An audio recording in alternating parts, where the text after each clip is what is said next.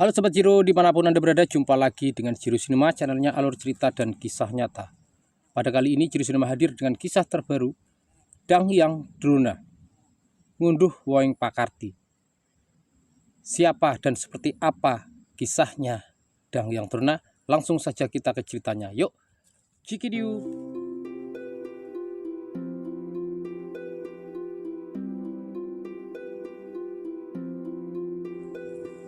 Setelah menikahkan putrinya, Dewi Krepi dengan Bambang Kumbayana, Prabu Purunggaji dan Pangeran Carya kembali ke Istana Tumpurusa karena putranya yaitu Resi Krepa menolak menikah karena ia sudah bersumpah ingin mengikuti pendahulunya yaitu Resi Bisma untuk menjalankan wadat, yaitu tidak menikah seumur hidupnya. Sementara itu, Dewi Krepi yang sudah menikah dengan Bambang Kumbayana memilih menetap di tempat baru yang diberi nama Padepokan Sokalima oleh Kumbayana.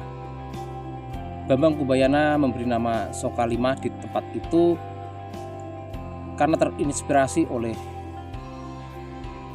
tempat itu ditumbuhi bunga angsoka yang memiliki 5 jenis. Sehingga ia memilih memberi nama tempat itu dengan nama Sokalima. Bambang Kumbayana hidup dengan tenang, dengan damai bersama dengan istrinya Dewi Krepi dan putranya yaitu Aswatama. Sementara Resi Krepa kembali ke Astinapura karena ia mengemban tugas sebagai kepala Brahmana di Astinapura membantu Resi Bisma. Pada suatu ketika Resi Krepa bercerita setelah ia mengetahui bahwasannya kedatangan Bambang Kumbayana ke tanah Jawa ini karena mencari saudara angkatnya yang bernama Sucitra yang dulu sama-sama tinggal di Padepokan Giri Jembangan di negeri atas angin.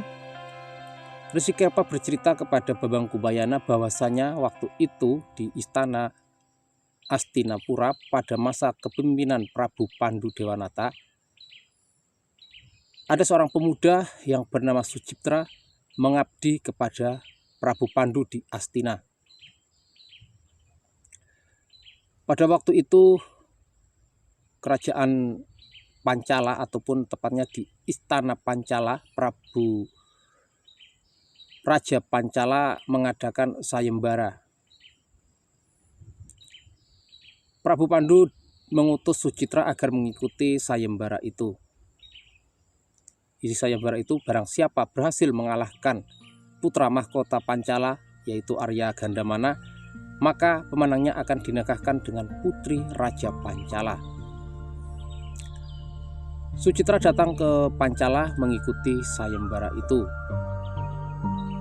Di gelanggang ia bertemu dengan Arya Gandamana, namun ternyata dalam pertarungan itu Sucitra berhasil dikalahkan oleh Gandamana sehingga Sucitra bisa dikatakan gagal mengikuti sayembara itu, gagal memenangkan sayembara yang diadakan oleh Raja Pancala.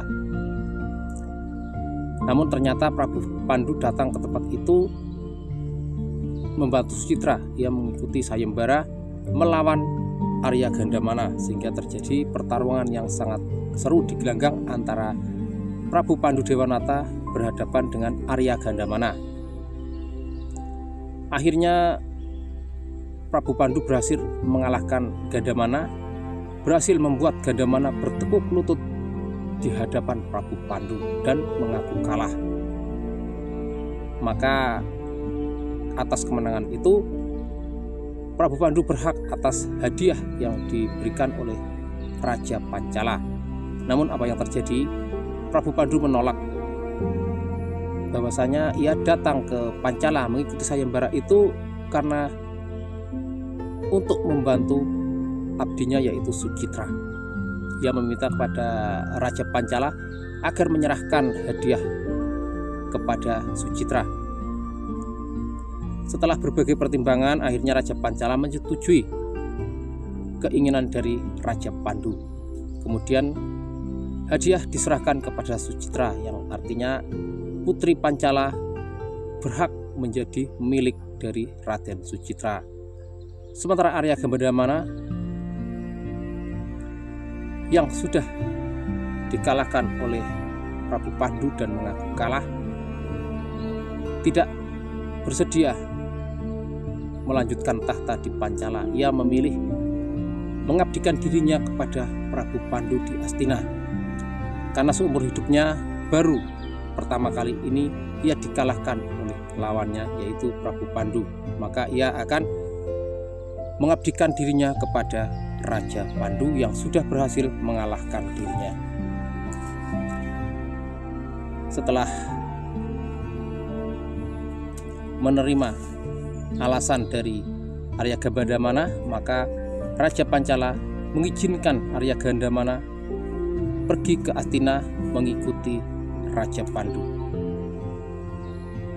Sementara itu, tahta Pancala diserahkan kepada Sucitra yang setelah menjadi raja bergelar Prabu Drupada.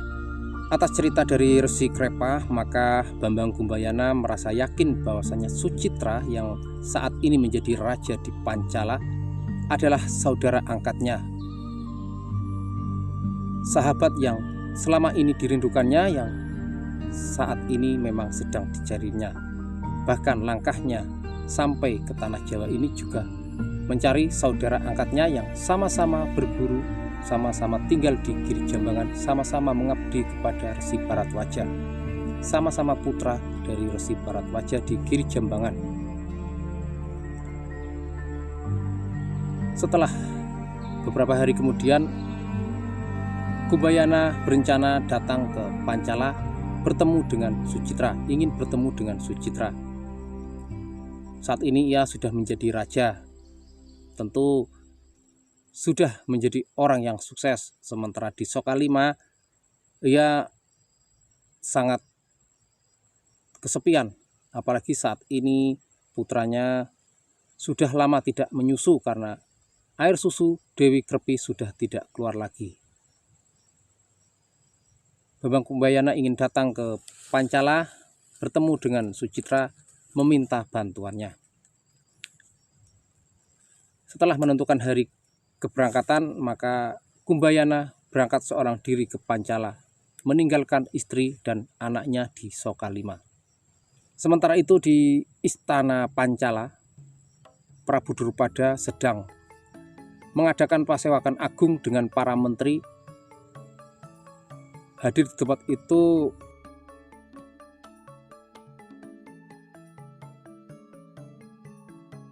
tentang istana, tentang pemerintahan, dan tentang rakyat Pancala. Tiba-tiba pembicaraan mereka dihentikan dengan dikagetkan kedatangan seseorang yang sama sekali tidak dikenalinya, yang dengan lantang masuk ke istana. Dialah Bambang Kumbayana yang sudah sampai di Istana Pancala. Sesampainya di Istana Pancala, Bambang Kumbayana langsung masuk ke dalam istana mencari Sucitra. Dengan lantang ia memanggil nama Sucitra, berkata bahwasanya ia adalah adiknya yang datang dari atas angin. Selama ini ia mencarinya dan ternyata saat ini kakak angkatnya sudah menjadi orang sukses di tanah Jawa. Prabu Drupada menjadi sangat malu melihat kedatangan Bambang Kumbayana yang berkata dengan lantang. Kemudian ia meminta kepada Kumbayana untuk menyampaikan maksud kedatangannya. Di situ Bambang Kumbayana berkata bahwasanya ia minta 1 ekor sapi perah. Prabu Drupada berjanji bahwasanya ia akan memberikan 100 ekor sapi perah kepada Kumbayana, namun ia meminta kepada Kumbayana agar segera kembali meninggalkan Istana Pancala. Mendengar itu, Bambang Kumbayana menjadi tersinggung. Bagaimanapun juga masa lalu mereka tidak bisa dipisahkan begitu saja. Bagi Kumbayana, apa yang dilakukan oleh Prabu Drupada sudah sangat menyinggung perasaannya, sudah melupakan masa lalunya, melupakan pertemanan mereka, bahwasanya dulu di Giri Jembangan mereka hidup bersama, susah senang berdua, tidur setikar bersama, makan sepiring berdua.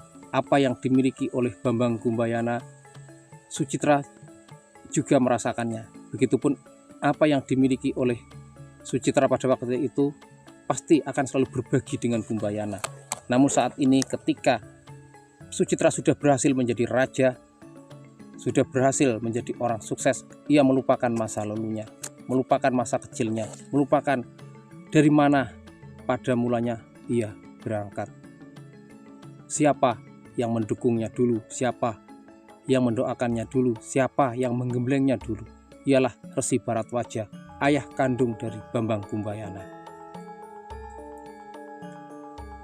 Mendengar itu, Arya Gandamana menjadi sangat marah, menjadi sangat murka. Kemudian ia bangkit dan menyeret Bambang Kumbayana keluar, meninggalkan Paseban Agung.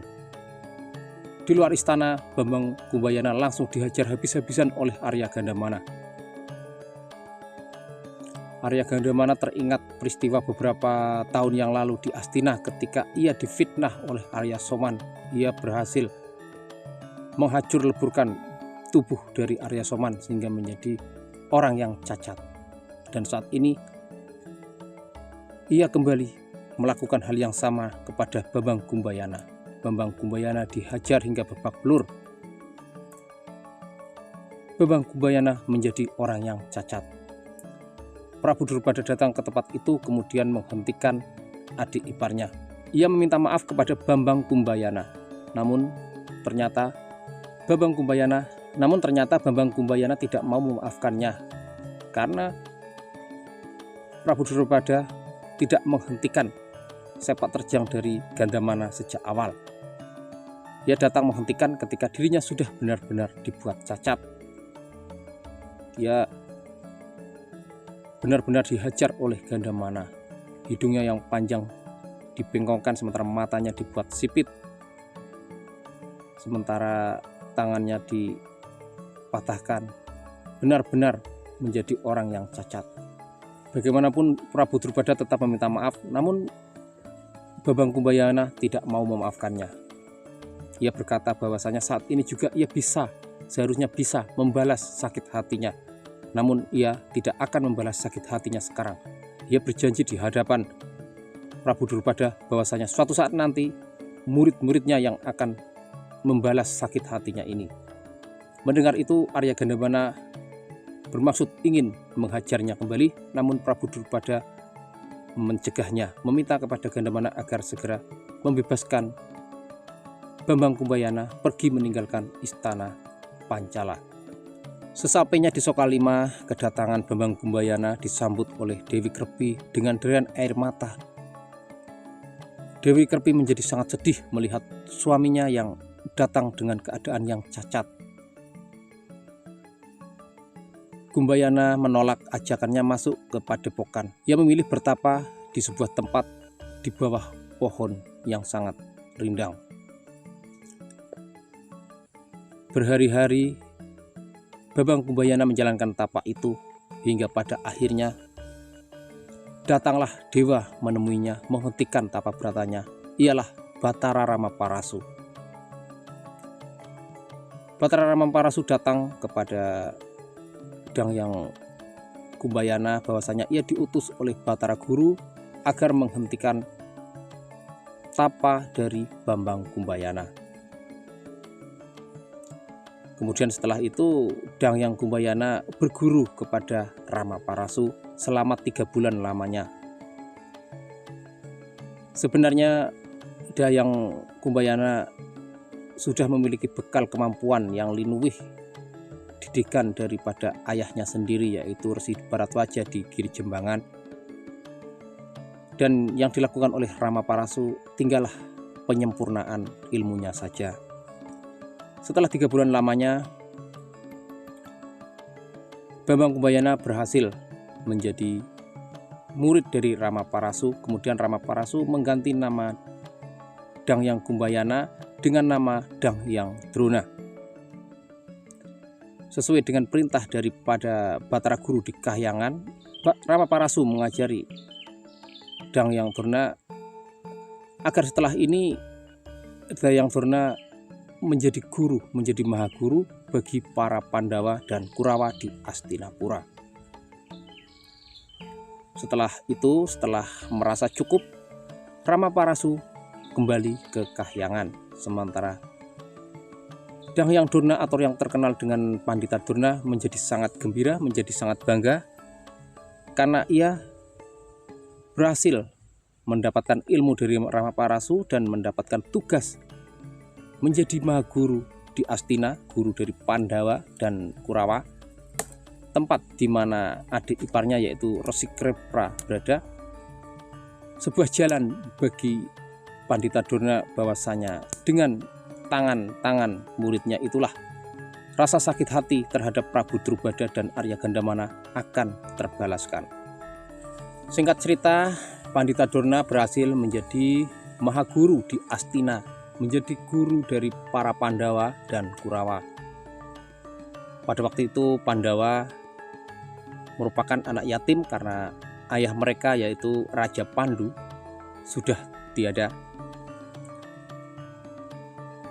Para Pandawa 5 yang terdiri yaitu dari Yudhistira, Bima, Arjuna, Nakula, dan Sadewa hanya tinggal bersama dengan ibunya yaitu Dewi Kunti.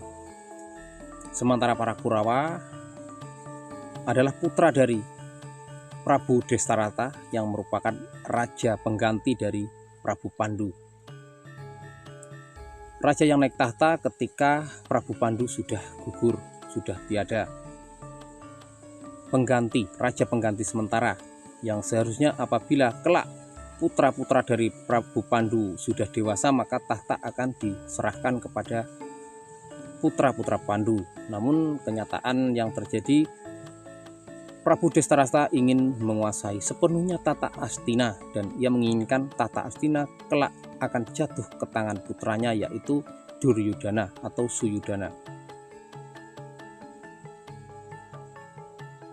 Pandita Drona menjadi mahaguru keduanya, menjadi mahaguru Pandawa dan menjadi mahaguru dari Kurawa.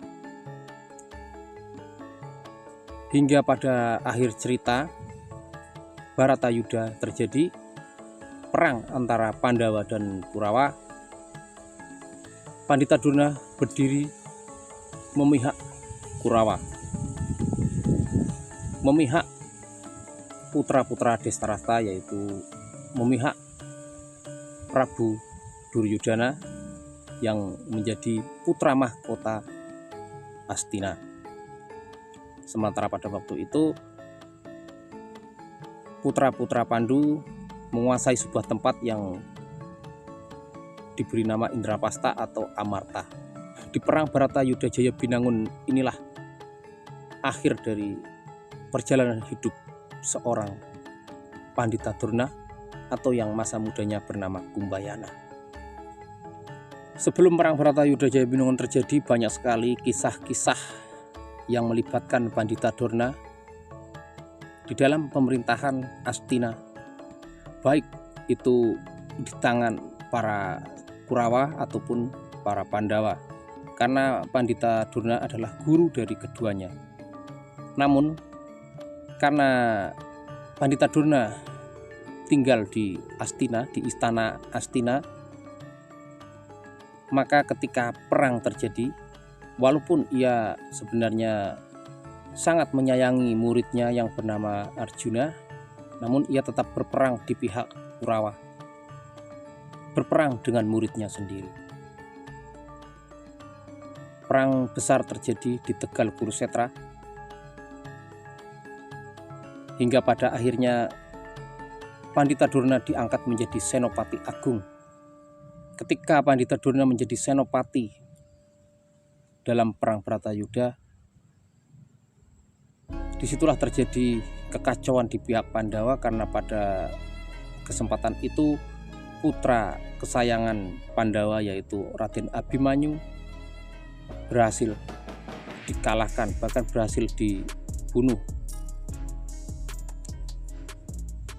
pada saat itu Raden Abimanyu terbunuh karena terjebak dalam sistem pertempuran yang dibangun oleh Pandita Durna, yaitu Raden Abimanyu tidak berhasil menembus Cakrabiwa, hingga pada akhirnya Raden Abimanyu gugur. Dan setelah itu, untuk mengalahkan para Kurawa, maka Senopati yang menjadi pemimpin perang di Kurawa harus bisa dikalahkan. Dan pada waktu itu yang menjadi senopati perang adalah Pandita Durna. Sementara para Pandawa tidak ingin berperang dengan Pandita Durna, tidak ingin membunuh gurunya sendiri. Maka pada kesempatan itu Sri Batara Krishna, Raja Dwarawati, membuat siasat bahwasanya membuat huru-hara, membuat linglung Pandita Durna dengan mengabarkan berita bahwasanya putranya Aswatama gugur. Aswatama adalah putra yang sangat disayangi oleh Pandita Durna. Maka ketika mendengar putranya gugur, maka Pandita Durna pasti akan lengah. Di saat itulah dengan mudah mereka akan membunuh Pandita Durna. Namun Yudhistira ataupun putra dewa yang merupakan raja yang paling jujur tidak ingin berbohong. Bagi Yudhistira lebih baik kalah daripada menang dalam kecurangan. Melihat itu, Sri Batara Krishna langsung membuat siasat bahwasanya Raja Seberang yang berperang berpihak pada Kurawa mengendarai gajah yang bernama Estitama. Ia segera menyuruh Bima, memerintahkan kepada Bima agar membunuh gajah itu. Setelah gajah terbunuh, maka ia memerintahkan kepada para prajurit Amarta agar berteriak bahwasanya Estitama gugur. Namun ia mengubah bahwasanya gajah Estitama diganti dengan gajah Aswatama, ataupun ia meminta agar menyebut nama Estitamanya tidak terlalu kencang, namun menyebut nama tamanya dengan jelas. Setelah itu Bima atau Raden Werkudara langsung bergegas menyerang Raja Sabrang, membunuh gajah Estitama. Setelah berhasil membunuh gajah Estitama, kemudian para prajurit Amarta berteriak bahwasanya gajah Estitama gugur, gajah Estitama gugur, gajah Estitama gugur. Namun mereka berteriak dengan tidak jelas, bahwasanya berteriak nama gajah Estinya tidak jelas, namun nama tamanya yang kencang, sehingga lambat laun suara itu terdengar sampai ke telinga Pandita Durna. Mendengar nama itu, ia menjadi panik. Apakah nama yang disebutkan oleh para prajurit itu adalah nama putranya Aswatama? Kemudian Pandita Durna bergegas mengejar para Pandawa, ingin membuktikan kebenarannya, apakah benar yang digaungkan oleh para prajurit itu adalah putranya yang gugur. Ketika berhadapan dengan Prabu Yudhistira yang memang tidak bisa berbohong, ketika ditanya oleh Pandita Durna apakah benar Aswatama gugur, dengan ragu-ragu Yudhistira membenarkannya dengan berkata bahwasanya memang benar gajah Estitama gugur.